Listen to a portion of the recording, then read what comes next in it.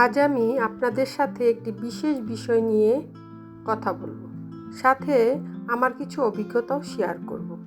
বিষয়টি হলো অটিজম।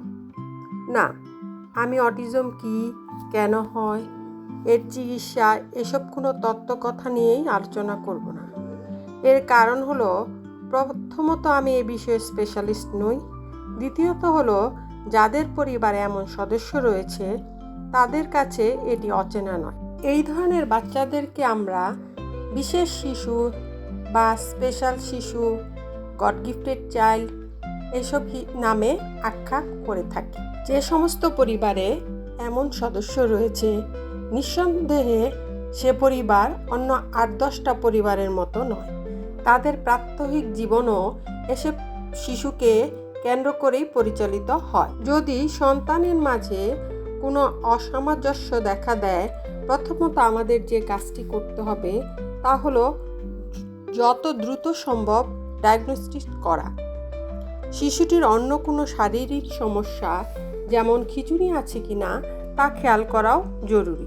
আর ডাক্তার যদি সাজেশন দিয়ে থাকে যে বাচ্চাটিকে স্পেশাল স্কুলে দিতে হবে, তবে এ বিষয়ে বিলম্ব না করা। সব পরিবারের পিতামাতাকে অনেক ধৈর্যশীল ও সাহসী হতে হয়। বিশেষ করে মাকে অনেক সহিষ্ণুতার পরিচয় দিতে হবে। ক্ষেত্রে এ বাচ্চার অসুস্থতার জন্য মাকেই দায়ী করা হয়। এক্ষেত্রে বাবা কার্যকরী ভূমিকা রাখতে পারেন।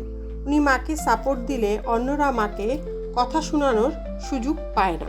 আমাদের মাঝে অনেক মা আছেন যারা ভাবেন বাচ্চাটিকে বেশি সময় দিলেই হয়তো সে দ্রুত সুস্থ হয়ে যাবে। এটা ভেবে অনেকেই জব ছেড়ে দেন।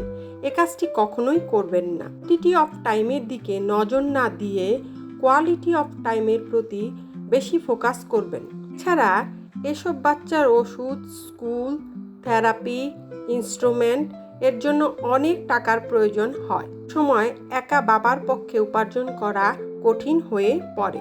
পরিবারকে সুস্থভাবে পরিচালনা করার জন্য পরিবারের অন্য সুস্থ বাচ্চাদেরও শিখাতে হবে কিভাবে স্পেশাল বাচ্চাটির সাথে আচরণ করতে হবে। অবশ্যই খেয়াল রাখবেন সুস্থ বাচ্চাটির প্রতিও যেন যথাযথ যত্ন নেওয়া হয়, তাকে অবহেলা করা না হয়। আরেকটি অত্যন্ত জরুরি বিষয় হচ্ছে মাকে নিজের শরীর ও মানসিক স্বাস্থ্যের প্রতি খেয়াল রাখতে হবে। মায়ের সুস্থতার সাথে বাচ্চার জীবন অনেকাংশে নির্ভরশীল। যেহেতু এখনও এমন কোনো চিকিৎসা আবিষ্কার হয়নি যে বাচ্চাটি খুব দ্রুতই সুস্থ হয়ে যাবে, সুতরাং এটা একটা লং জার্নি। আপনার সুস্থতা আর সুস্থ পারিবারিক পরিবেশই পারে এই জার্নিকে সহজ করতে।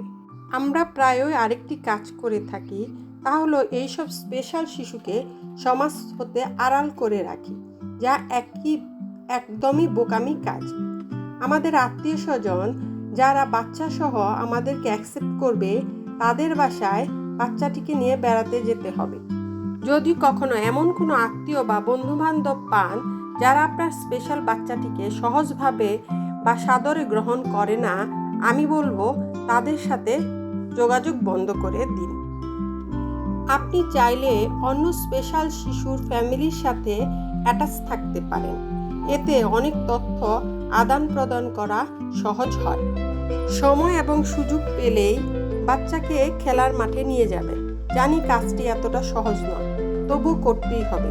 কিছুদিন খুব সমস্যা হবে, আস্তে আস্তে বাচ্চাটি অভ্যস্ত হয়ে যাবে। এসব বাচ্চারা খুব ডিসিপ্লিনড হয়, টাইমলি কাজ করতে পছন্দ করে।